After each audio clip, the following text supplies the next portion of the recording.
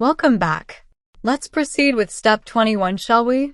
So as you have seen our menu earlier, we need the background color only to Camper Cafe headline along with EST 2020.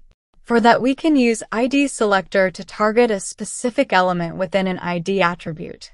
An ID selector is defined by placing the hash symbol directly in front of the element's ID value. So let's add hash menu selector in our CSS file and give it a width of 300 pixels.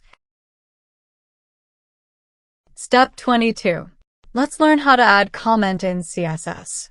Just a / and asterisk, your comment then followed by asterisk and /. Here we are asked to comment out the background color. Step 23. Now let's use the existing hash menu selector to set the background color of the division element to by Bollywood. Step 24. Let's change the width from 300 pixels to 80% of the width of its parent element, that is body. Step 25. We need to center the menu horizontally. For that, we need to set its margin left and margin right properties to auto. Step 26. Let's turn our menu into class selector. A class selector is defined by a name with a dot directly in front of it. Step 27. To apply the class's styling to the division element, remove the ID attribute and add a class attribute to the division element's opening tag and give it a value as menu. Step 28.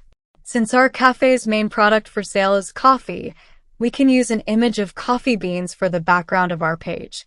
Now let's delete the comment as it's not necessary anymore and add background image with the link or URL which embeds the coffee beans image as our background image. Step 29. Let's start adding some menu items. For that, let's add an empty article element under the coffee heading. It will contain a flavor and price of each coffee we currently offer at our cafe.